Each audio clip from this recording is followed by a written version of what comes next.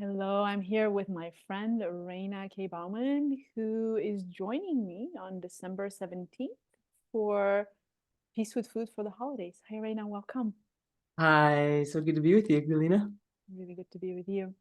So, as we've been preparing for the workshop, one thing that arose was that not all shame is the same. So, when we say shame, we mean different things, and that there's a difference between shame as a state and shame as a trait. Would you be willing to guide us a little bit in that difference? And I know you'll be sharing a lot more on the 17th. Yeah, and thanks for giving me an opportunity to give just a little bit of a preview of what we'll be talking about. And yes, shame is a very expansive concept, and so we'll be talking more about it, hopefully with the effort to de-shame shame and whatever shame experiences emerge in and around eating and eating behaviors. But for now, just to give a little bit of an earlier understanding, is it helps to understand, as you said, the difference between shame and trait, or I should say state and trait. And even in that, we have to talk about, well, what's meant by a state, right? What are we talking about when we're talking about our individual state? And so states have to do with our way of experiencing being at any given moment. And it includes a myriad of complex factors, both internal and external.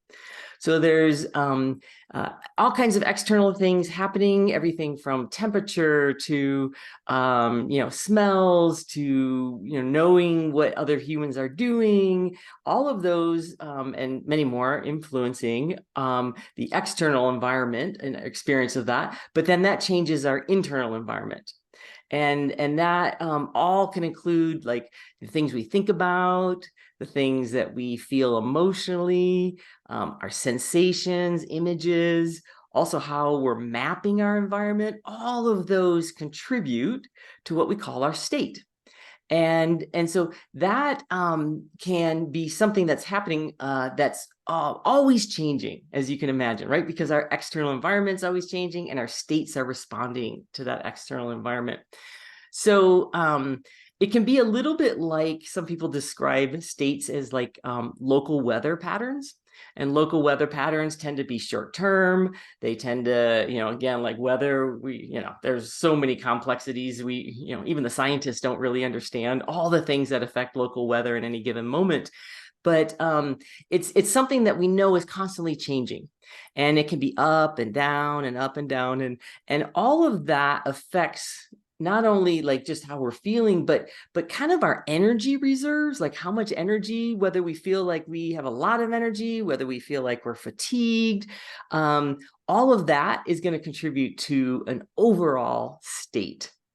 And one thing we know about states is if we just wait long enough without kind of giving a lot of meaning to them, they're going to change, and they change quite often, which is very different than a trait. And a trait is something that's much more overarching over a long period of time. That's much more akin to, say, climate, right? And climate is over a long period of time, and we're looking at how that is. And so we can have lots of these states, and lots of states tend to add up to these overall themes that would be like traits. So when the other thing about traits is they're less amenable to change. They don't change quite as rapidly and as easily. And so these patterns of states can end up causing traits. So a shame state would be a state that comes about due to some kind of episode. Something happens, and in that moment, we have an experience, a response in our system. And that response might have a way, and we'll be talking a lot more about shame, but it's going to create a certain feeling inside. And that feeling we've labeled as shame. And the key is that it's got a finite, like beginning and an ending.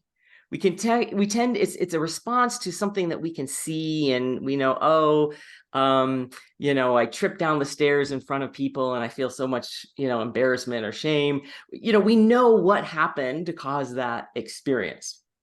All that to say, though, if our bodies have a lot of energy and a lot of positive experience, we might experience that state with less intensity.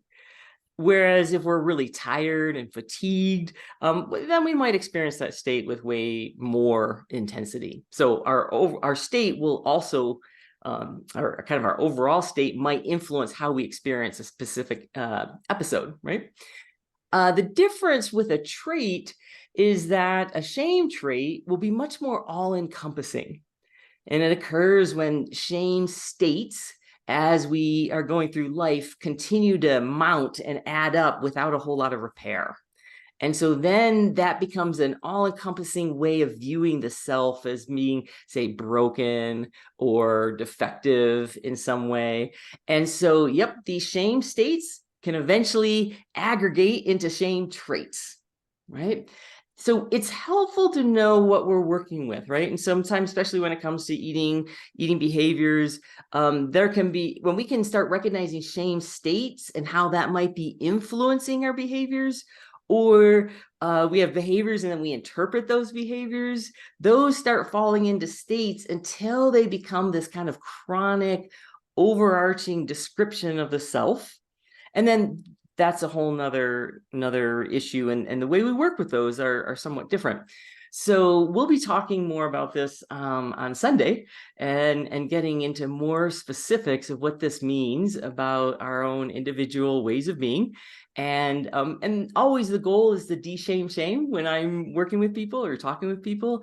So my hope is that if you join in on Sunday, you'll have an opportunity to feel and experience your own either shame states in the moment coming a little bit down and having a little bit less shame about the shame, or it might be that it will give you some ways of seeing it so that in future experiences you will not experience these shame states with the same level of intensity. So that's my hope in getting together with you on Sunday. Thank you so much. This has been very helpful for me in our relationship as colleagues over the years, and you specializing with shame and understanding, oh, wow, is this a moment of shame? Like that temporary weather pattern? Or is this a climate of shame where my whole being and most of my experiences get interpreted through that lens? And I think the moment I started seeing things this way with your help, it really made my work more nuanced, both with myself and with my students. And I can't wait for people to hear more from you on Sunday. Again, December 17th, Sunday, it's coming up this week. And if you can't make it live, we're going to have a recording. So I hope you sign up and join us there. Thank you, Reina, and I'll see you on Sunday. Thanks, Galena. See you then.